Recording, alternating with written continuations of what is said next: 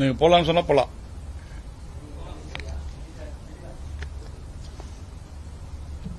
தமிழ்நாட்டில்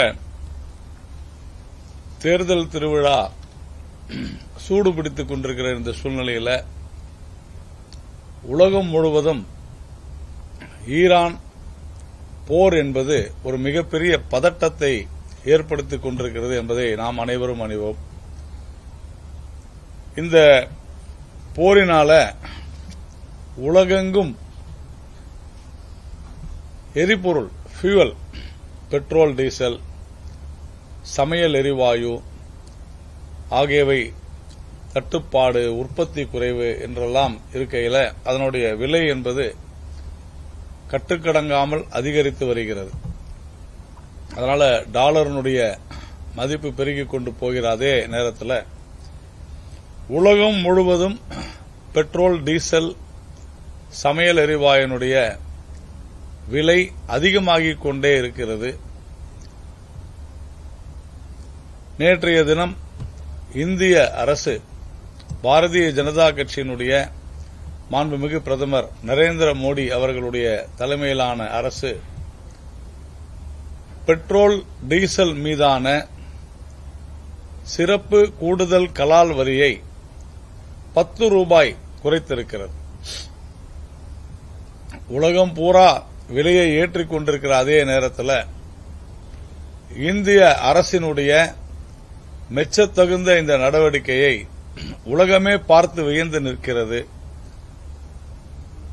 இந்திய மக்கள் இதை வரவேற்றுக் கொண்டிருக்கிறார்கள், மகிழ்ச்சியிலே திளைத்துக் கொண்டிருக்கிறார்கள். எண்ணெய் நிறுவனங்களுக்கான இந்த சிறப்பு கூடுதல் கலால் வரியை 10 ரூபாய் குறைத்ததன் மூலமாக மக்கள் மீது விழுவிறந்த மிகப்பெரிய விலைவாசி உயர்வை, சுமையை இந்திய அரசாங்கம், பாரதிய ஜனதா கட்சியினுடைய மத்திய அரசு தான் தாங்கிக் கொண்டு அரசினுடைய வருவாயிலிருந்து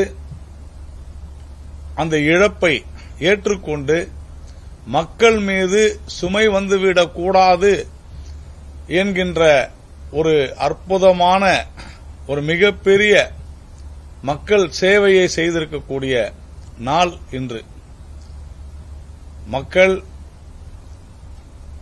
உலகெங்கிலும் உள்ள மக்கள் எப்படி இவ்வளவு பெரிய மக்கள் தொகை கொண்ட ஒரு நாட்டில், உலகத்திலேயே அதிகமாக மக்கள் தொகை கொண்ட நாட்டில் இப்படிப்பட்ட ஒரு காரியத்தை, இப்படிப்பட்ட ஒரு அற்புதமான விஷயத்தை இந்திய பாஜக அரசு செய்திருக்கிறது என்று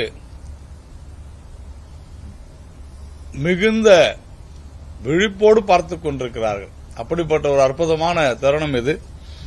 இந்த நேரத்தில் இந்த போரினால கச்சா எண்ணெயினுடைய விலை உயர்ந்திருக்கிறது. கிட்டத்தட்ட $60 இருந்தது, $110, $120 என்று உயர்ந்து சென்று கொண்டே இருக்கிறது.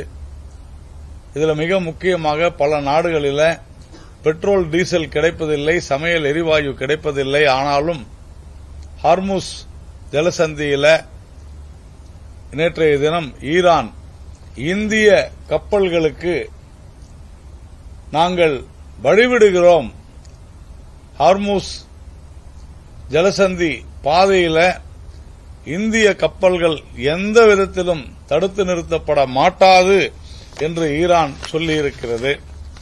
கடந்த திங்கட்கிழமை அன்று 2 மிகப்பெரிய கப்பல்கள், LPG tankers, Pine Gas, Jag Vasant என்கின்ற 2 எல்பிஜி டேங்கர்ஸ் கடந்த திங்கட்கிழமை அன்று கடந்து நம் நாட்டை நோக்கி வந்து கொண்டிருக்கிறது.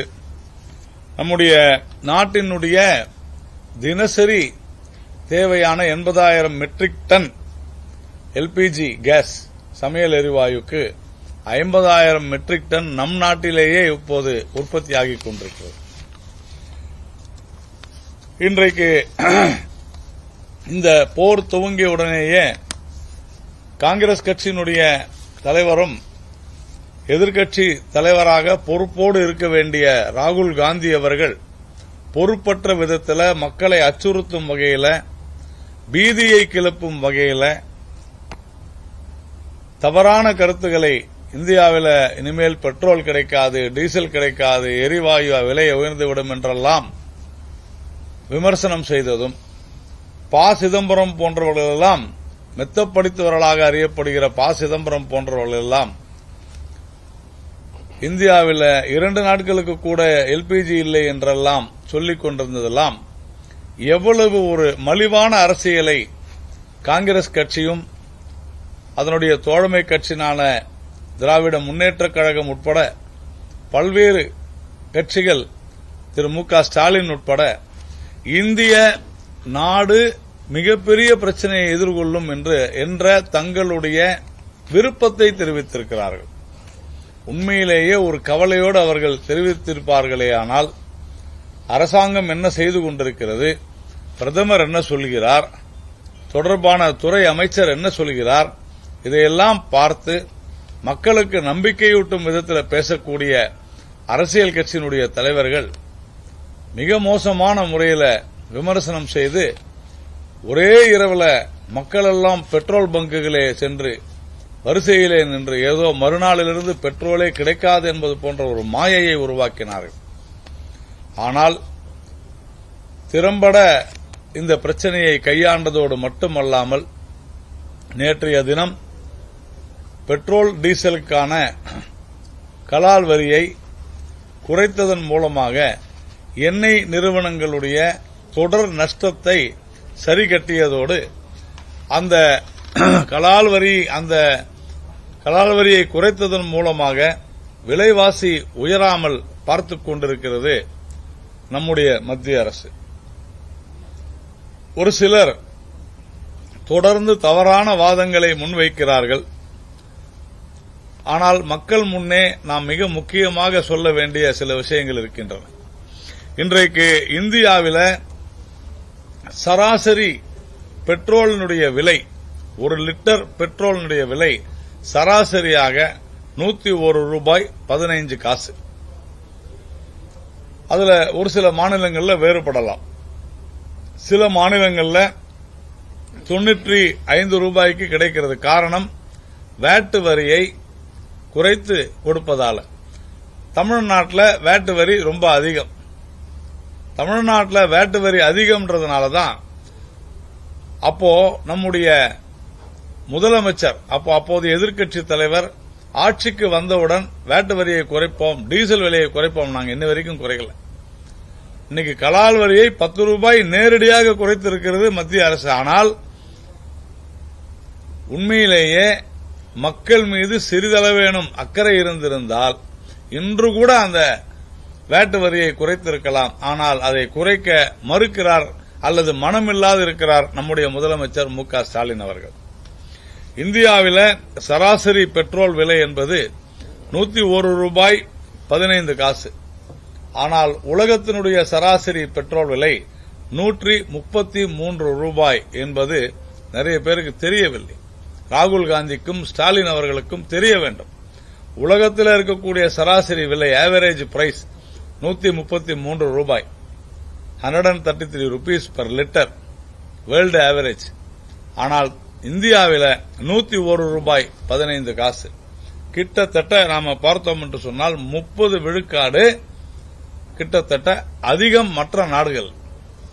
அதே போல இந்தியாவில் பெட்ரோல் 101 ரூபாய் அப்படின்னு சொன்னா அமெரிக்காவில் 106 ரூபாய், சீனாவில் 126 ரூபாய், ஆஸ்திரேலியாவில் 146 ரூபாய், கனடாவில் 136 ரூபாய், பிரான்சில் 212 ரூபாய், இங்கிலாந்தில் 181 ரூபாய், நம்முடைய அண்டை நாடான இலங்கையில் 136 ரூபாய். இதை ஏன் சொல்கிறோம் என்று சொன்னால், அந்த அளவிற்கு இந்தியாவில் பெட்ரோல் டீசல் தட்டுப்பாடு இல்லாமல் கிடைக்கிறது. மற்ற நாடு, நான் சொன்ன நாடுகள்லாம் பெட்ரோல் டீசல் தட்டுப்பாடு இருக்கிறது. இங்கு தட்டுப்பாடும் இல்லை, விலை அதிகமும் இல்லை என்பது குறிப்பிடத்தக்கது. அதேபோல டீசல் இந்தியாவில் சராசரி விலை என்பது 92 ரூபாய் 5 பைசா 50 காசு. உலக சராசரி 135 ரூபாய் இந்திய ரூபாய் மதிப்பில். அமெரிக்காவில் இந்தியாவில் 92 ரூபாயாக இருக்கக்கூடிய டீசலினுடைய விலை அமெரிக்காவில் இந்திய ரூபாய் மதிப்பில் 133 ரூபாய். சீனாவில், ஆஸ்திரேலியாவில், கனடாவிலெல்லாம் 180 230 ரூபாய் வரைக்கும் இருக்கிறது. இந்த அளவிற்கு நம் நாட்டில் எந்த தட்டுப்பாடும் இல்லாமல்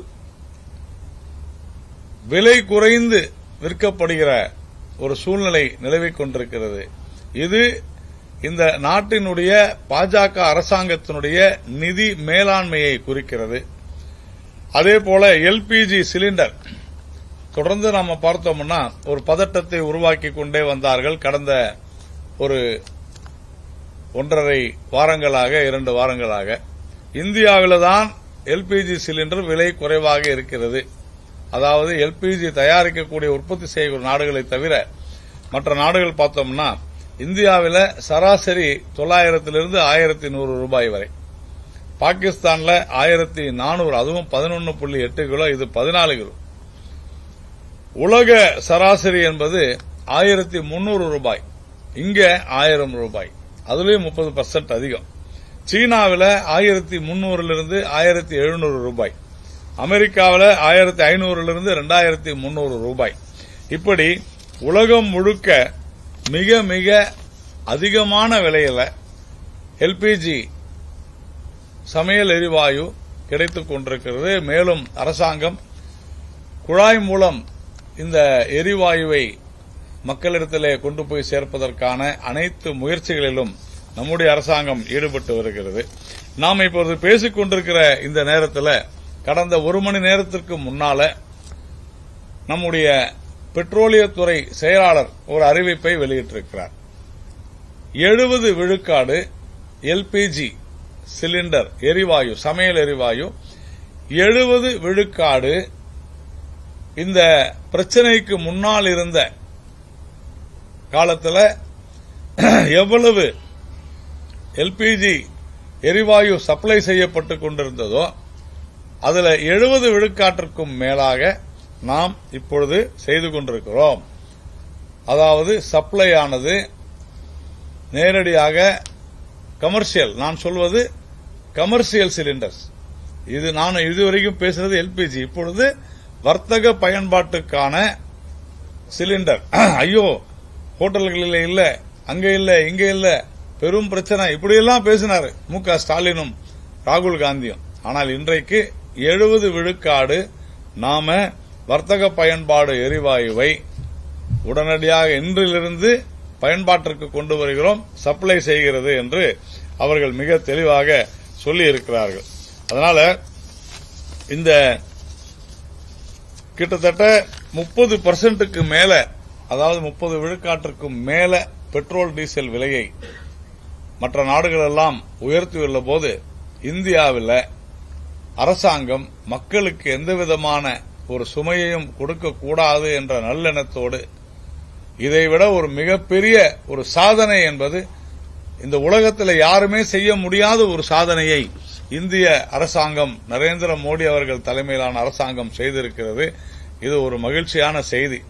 அதனால இனியாவது எதிர்க்கட்சிகள், எதிர்க்கட்சியினுடைய தலைவர்கள், ஒரு சில அரசியல் பார்வையாளர்கள் என்ற பெயரிலே பேசுபவர்கள் எல்லோரும் இனியாவது மக்களை பயமுறுத்தாமல், அச்சுறுத்தாமல் அரசாங்கத்தோடு ஒத்துழைத்து அரசியல் செய்ய வேண்டிய விஷயங்கள்ல செய்து இந்த மாதிரியான மக்கள் நலன் காக்க வேண்டிய விவகாரத்தில் இது போன்ற நடவடிக்கைகளில் ஈடுபடக்கூடாது என்று கேட்டுக்கொள்கிறோம்.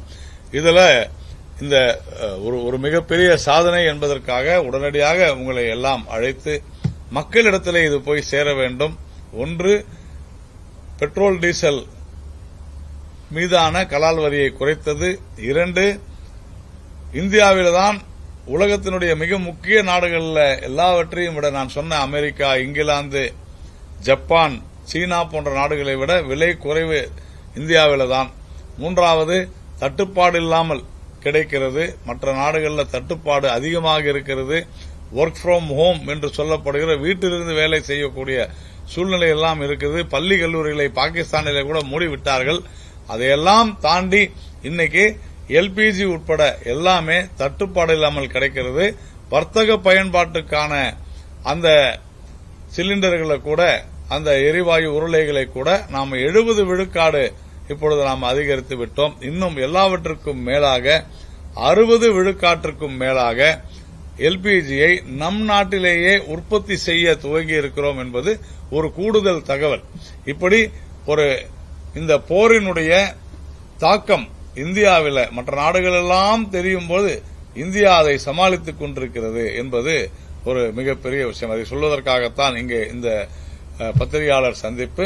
இரண்டாவது, தமிழ்நாட்டில் நடந்திருக்கக்கூடிய, தொடர்ந்து 5 வருடங்களாக நடந்திருக்கக்கூடிய ஒரு விஷயத்துல அண்ணா பல்கலைக்கழகத்தில் நடைபெற்றிருக்கக்கூடிய ஒரு சம்பவம்.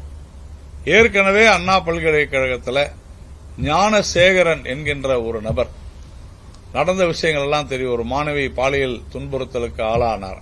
அதே அண்ணா பல்கலைக்கழகத்தில் கடந்த 2 வருடங்களாக தனக்கு பாலியல் தொல்லை கொடுத்ததாக ஞானவேல் என்கின்ற ஒரு ஆசிரியர், ஒரு பேராசிரியர், அவர் மீது ஒரு மாணவி புகார் கொடுத்திருக்கக்கூடிய ஒரு அவல நிலைக்கு தமிழ்நாடு இருக்கிறது. காவல்துறையில் புகார் கொடுக்கக்கூடிய அளவிற்கு சென்றிருக்கிறார் என்று சொன்னால், பல்கலைக்கழகத்தில் இருக்கக்கூடிய அந்த போஸ்ட் என்று சொல்லப்படக்கூடிய பாதுகாப்பு, அதற்கான அந்த குழுவில் புகார் அளித்தும் கூட இந்த விவகாரம் கவனிக்கப்படவில்லை. தனக்கு மட்டுமல்ல, பல்வேறு மாணவிகளுக்கும் அந்த குறிப்பிட்ட ஆசிரியர் தொல்லை கொடுத்திருக்கிறார் என்று அந்த மாணவி கூறியிருப்பது என்பது உண்மையிலேயே அதிர்ச்சி அளிக்கிறது. இதற்கு காரணம் பல்கலைக்கழகங்களில் அரசியல் செய்ததுதான். கடந்த 25 வருடங்கள்ல பல்கலைக்கழகங்களில் இருந்த துணைவேந்தர்கள் பாதி பேர் ஒன்று ஜெயிலிலோ அல்லது பெயிலிலோ இருக்கக்கூடிய ஒரு அவல நிலை தமிழ்நாட்டில் இருக்குது. இந்த பல்கலைக்கழகங்களில் கல்வியில அரசியலை புகுத்தக்கூடிய மோசமான இந்த திராவிட மாடலை இதோடு நிறுத்திக் கொள்ள வேண்டும். பல்கலைக்கழகங்களை தங்களுடைய அரசியல் கட்சியினுடைய ஒரு பணமீட்டும் ஏடிஎம்களாக மாற்றக்கூடாது திராவிட மாடல் திமுக அரசு என்பதற்கு இதுவும் ஒரு உதாரணம். இந்த பல்கலைக்கழகங்களில் மட்டுமல்ல, நாம் பார்த்திருக்கிறோம், கிட்டத்தட்ட 400க்கும் அதிகமான ஆசிரியர்கள் பள்ளிகளில் இருக்கக்கூடிய 3வது வகுப்பு, 2வது வகுப்பு, 8வது வகுப்பு படிக்கக்கூடிய மாணவிகளுக்கு ஆசிரியர்களே பாலியல் துன்புறுத்தல் அளித்திருக்கக்கூடிய மிக கோரமான ஒரு சமூக அவலத்தை இந்த அரசாங்கம் படைத்திருக்கிறது. ஆனால் அதை பற்றி நாம் கேள்வி கேட்டால் கனிமொழி கருணாநிதி அவர்கள் சொல்கிறார், குற்றங்களை கண்டுபிடிப்பதுதான் காவல்துறைக்கு வேலையே தவிர இது நாம் அனைவருமே சமூக ரீதியாக அனைவருமே பொறுப்பேற்க வேண்டிய விஷயம் என்று தவறான ஒரு விஷயத்தை சொல்லியிருக்கிறார். குற்றங்களை தடுப்பதற்குத்தான் காவல்துறை, சமூகத்தை கட்டமைப்பதற்குத்தான் அரசாங்கம், நிர்வாகம் என்பது அதுதான். முறையான நல்ல தரமான ஆசிரியர்களை, காவலர்களை, அரசு ஊழியர்களை கட்டமைத்து அவர்களுக்கான கொள்கைகளை வகுப்பதுதான் ஒரு அரசாங்கத்தினுடைய கடமை. அதிலிருந்து இந்த திமுக அரசு தவறிவிட்டது.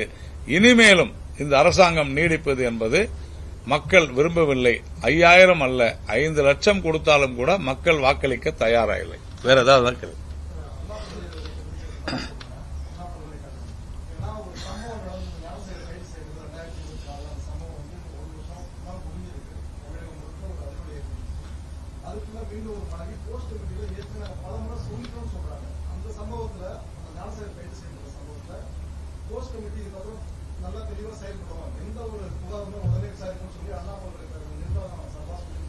கோவி செழியனே சொல்லியிருந்தார்.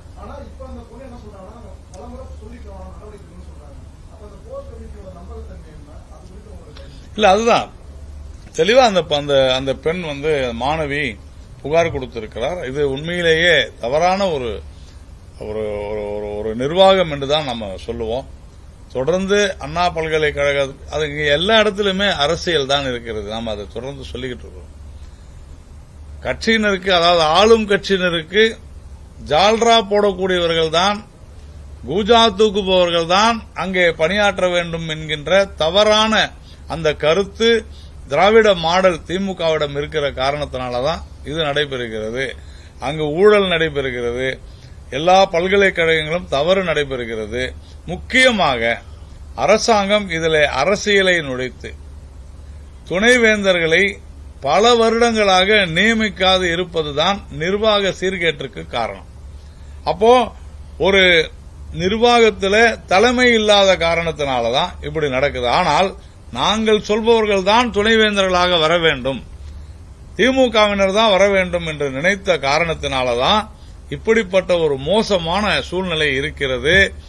ஏன் அவர்கள் திமுகவினர் வர வேண்டும் அல்லது திமுகவினுடைய ஆளுங்கட்சியினுடைய பிரதிநிதிகள் வர வேண்டும் என்று நினைக்கிறார்கள் என்று சொன்னால், பணம் பணம் பணம், ஊழல் ஊழல் ஊழல்.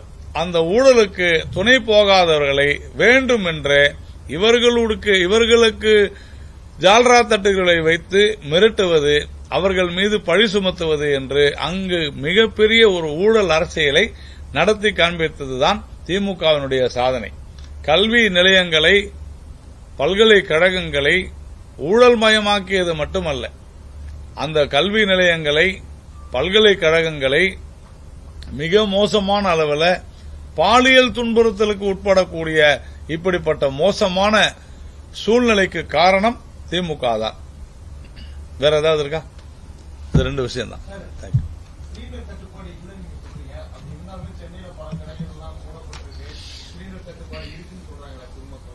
அதாவது நாம் ஏற்கனவே சொன்னோம், ஒரு நாள் திடீரென்று எல்லா பெட்ரோல் பங்கு முன்னாலேயும் மக்கள் வரிசையில் நின்று இரவு 12 மணிக்கெல்லாம் போட்டுட்டாங்க.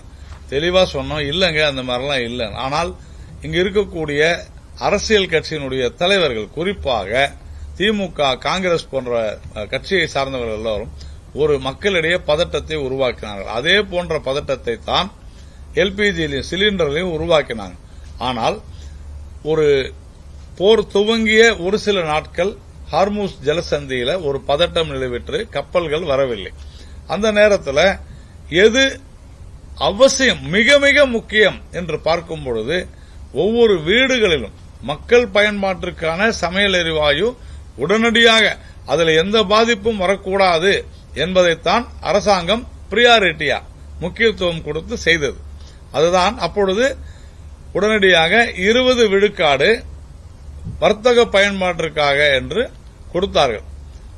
அதாவது மத்திய அரசாங்கம் அழகாக திட்டமிட்டு, சரியாக திட்டமிட்டு அலாட் பண்ணாங்க, ஒதுக்கினார்கள்.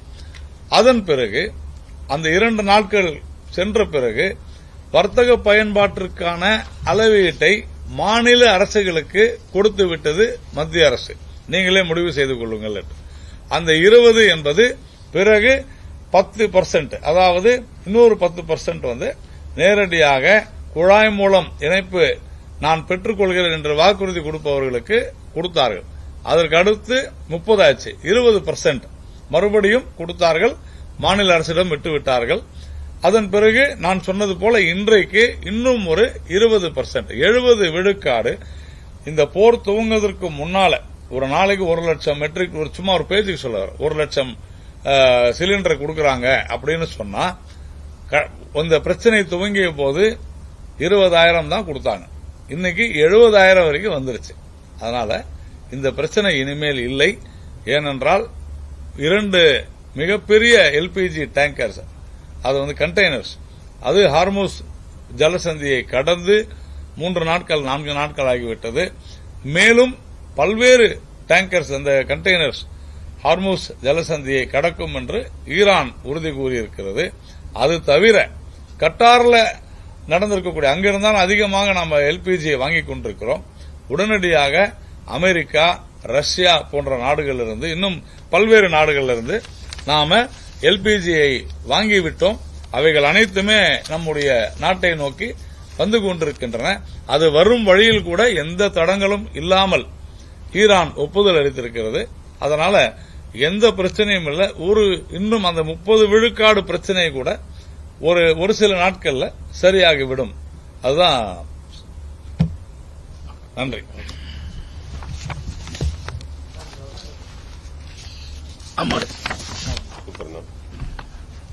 புதிய பாயிண்ட்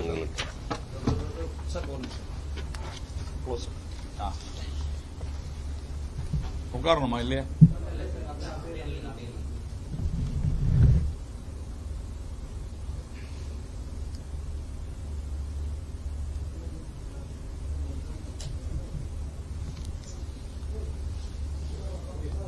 ஓகே, தேங்க்யூ.